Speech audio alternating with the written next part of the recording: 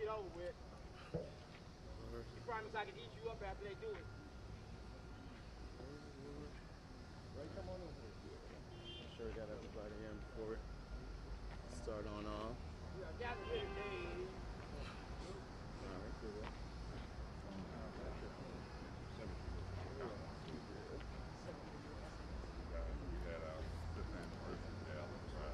Oh yeah? Just stand again. Alright. We're being introduced. We're ready, we're ready. We're not Alrighty. Good morning, everybody. Good morning. Happy Civil Rights Week. I hope we're all having a great week. Sorry, guys, a little low out here, but happy Civil Rights Week. Hope we're having a great week so far, an informational week as well throughout the city of Baltimore. I want to welcome you all to the Police Accountability Board's first informational press session today. We'll be talking about a couple different topics, talking about the past history of the police accountability in the city of Baltimore, as well as the work that the Police Accountability Board is doing right now. Our first speaker is going to be Sergio Espinal from ACLU Maryland, as well as Justice for Jobs and Police Safety as well. And we're also going to have our second speaker, which is going to be Senior Pastor Anton Burton, which is going to be coming to you from Changing Life Ministries. And our third speaker is going to be our chair, which is Joshua Harris as well. And closing us out is going to be Jesmyn Riggins, which is going to be coming from the Administrative Charge and Community Board. And without further ado, I want to introduce our first speaker, Sergio Espinal, to you. Good morning, everyone. Again, my name is Sergio Espinal. I'm Director of Engagement and Mobilization at the ACLU of Maryland and a member of the Campaign for Justice, Safety, and Jobs. And here today as a proud Baltimorean as we see the Police Accountability Board continue to get off the ground and ensure that we live up to the promise of our institutions actually being accountable to the people that pay for them and the people that they're supposed to protect. Very quickly, just in terms of additional background, the Police Accountability Board is one that's of 24 jurisdictions across the state that have been implemented since last year as a part of the bill HB 670, which is the Maryland Police Accountability Act, one of the most significant police reform bills in years, not just in Maryland but across the country, and one that is still beginning to address the need for accountability, but in very significant ways. One of those is the actual Police Accountability Board structure that in many ways was actually inspired by our city.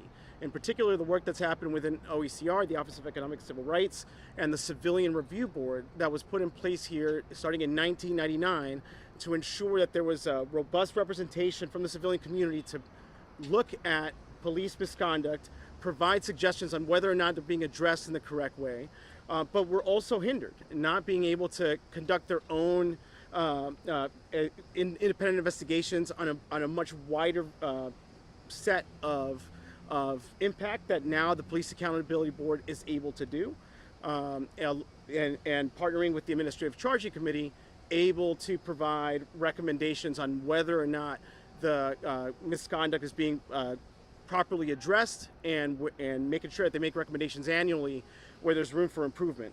So again, as a Baltimorean, it means a lot that this is in place, but we also need to be very clear that as this is just getting off the ground, how we launch it is crucial. How we maintain it is crucial.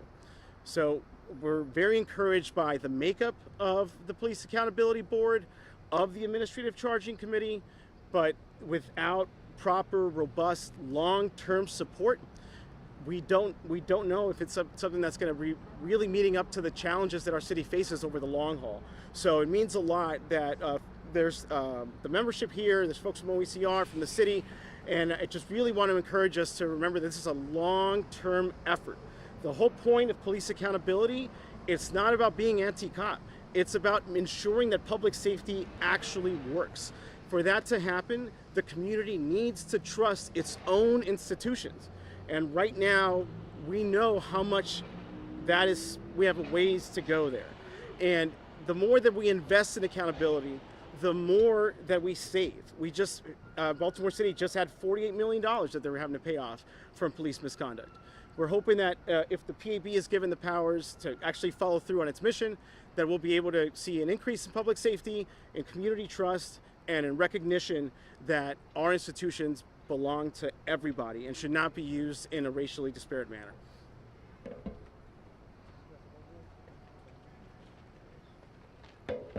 Good morning, everyone. I'm Joshua Harris, Chair of the Police Accountability Board. Thank you all so much for coming out.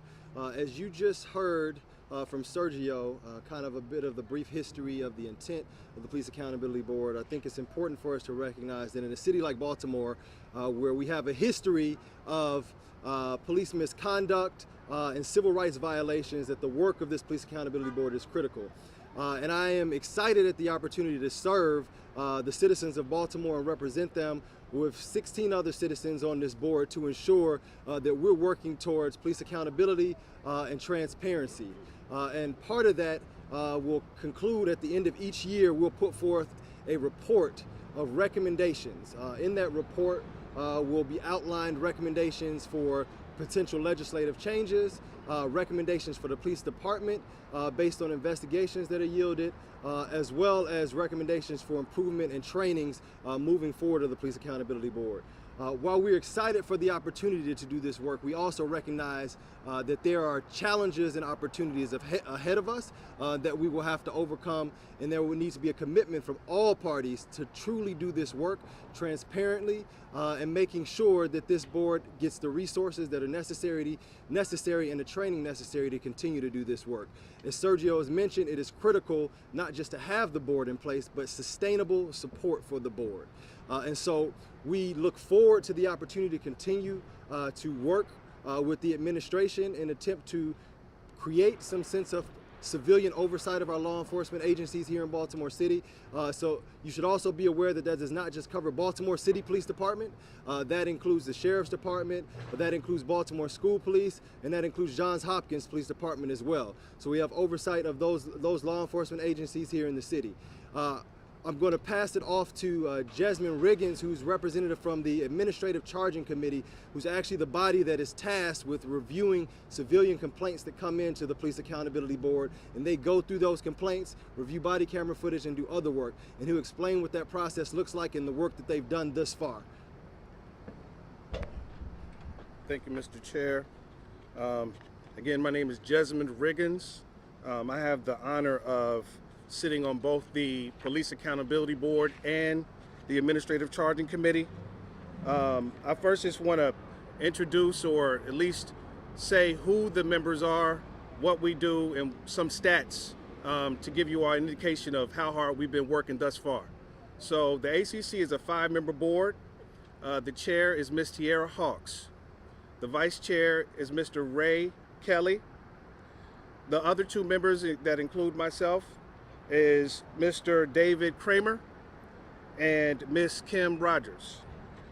We meet once per week.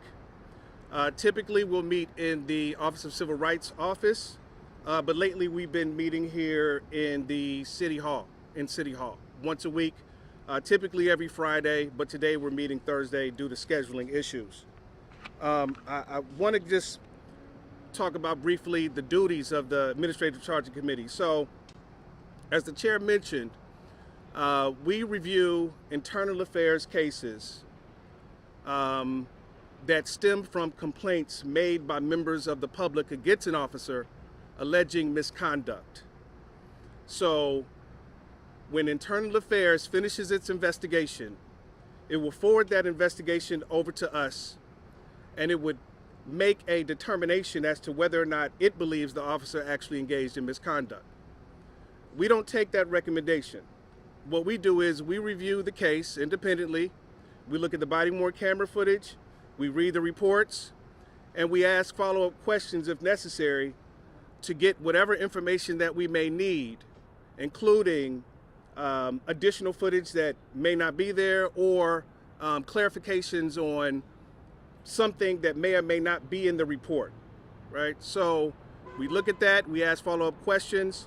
The police department has been responsive in answering our questions, and at times those questions have led to the police department changing their disposition. There have been, to date, not many cases where there's been a large deviation between the disposition of the ACC, of the Administrative Charging Committee, and the police department thus far. Just to go over a few stats. Oh, excuse me, I forgot one thing. So after we make a determination as to whether or not an officer engaged in misconduct. If we determine that the officer did engage in misconduct, we will charge the officer and we will make a disciplinary recommendation based on the disciplinary matrix that all police departments use statewide. And then we communicate in writing our decision to the police department. If we determine that the officer did not engage in misconduct, then we won't charge that officer, and we will also communicate that to the police department. So just to give you a few stats, so the ACC, we started working in June of this year, specifically June 13th. To date, we've heard 395 cases, and we will be reviewing another 18 today for a total of 413 cases since June 13th of this year. We had a backlog of 150 cases. This is before we even started putting pen to pad and reviewing anything. By July, the next month, by July 2nd, which is 19 days later after we started our work, we'd heard 73 cases. And then by July 31st, the end of July, we'd heard a total of 163 cases. To date, we're reviewing, on average, anywhere between 15 to 25 cases per meeting. So we've been working extremely hard. At times, it's felt like a full-time job, even though it isn't. But we take these cases seriously. We review everything with the fine-tooth comb, and this is something that I know that we all are happy to do on behalf of the citizens of Baltimore in helping to advance policing and police accountability here in the city. Thank you so much, Desmond. I'd also like to give the opportunity to my vice chair, Mr. Jamal Turner, to speak and engage you all briefly.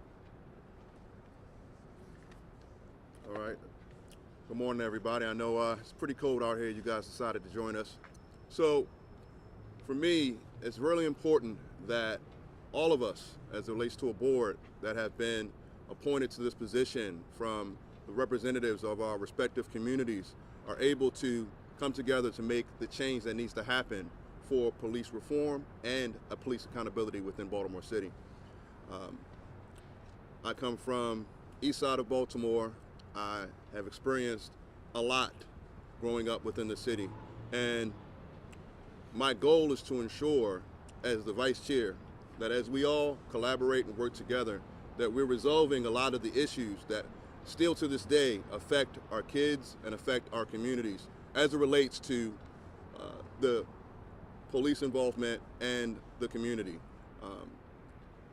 It's important that not only we have the support from our communities and our office and all of our, the ACCs and PAB members, but it's important that folks know how to reach out and to give the complaints so that way we can address these issues appropriately.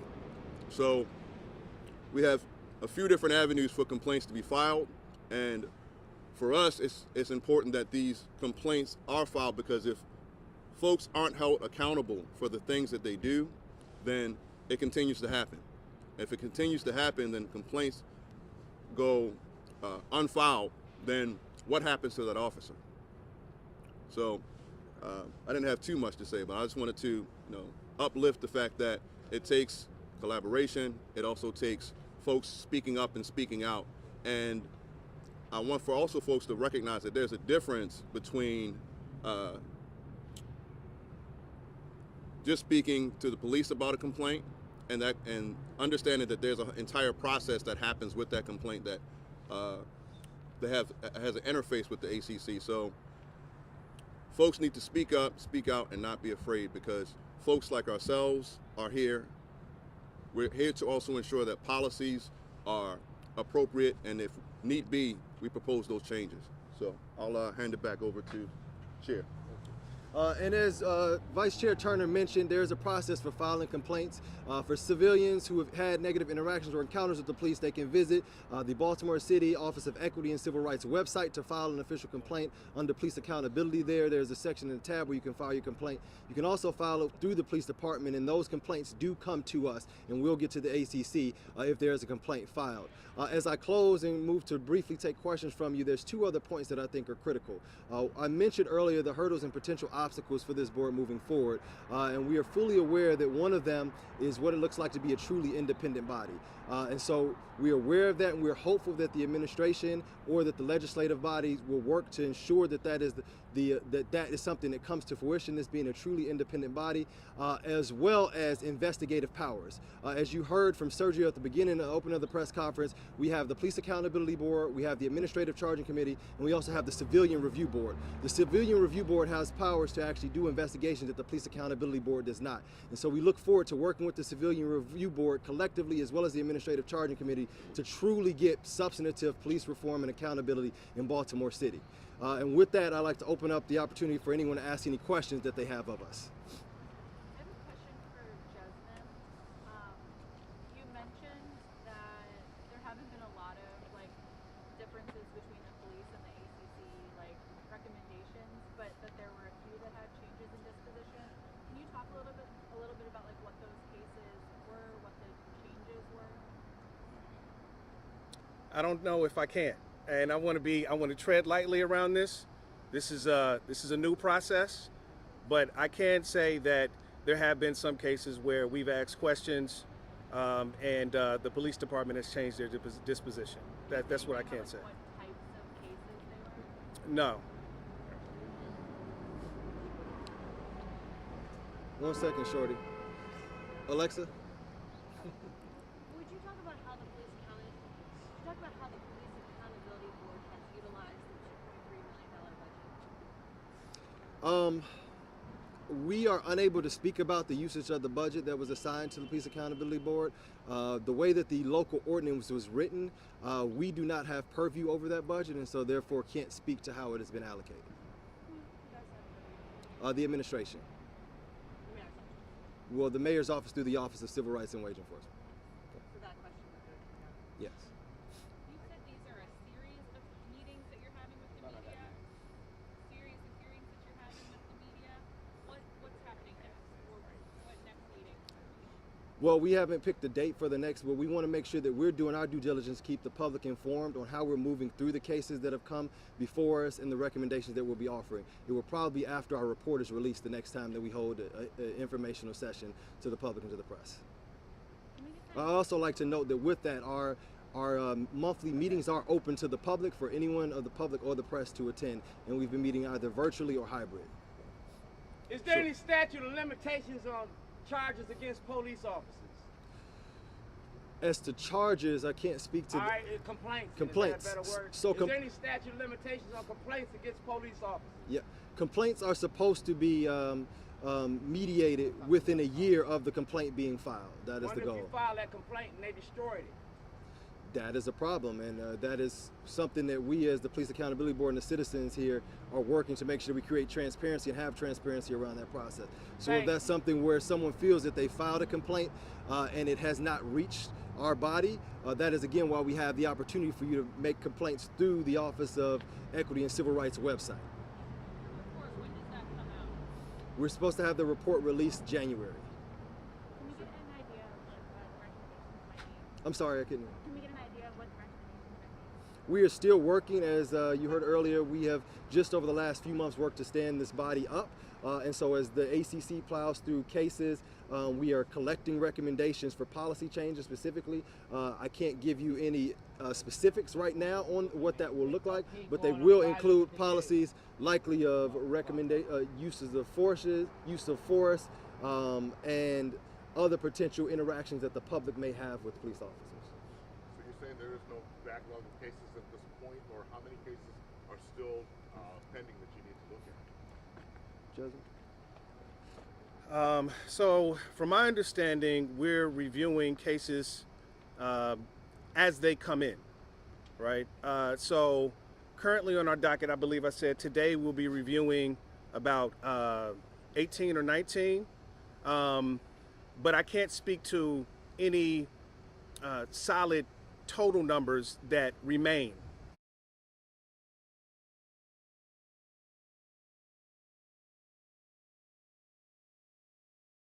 For us to actually review, because we haven't received investigations, completed investigations.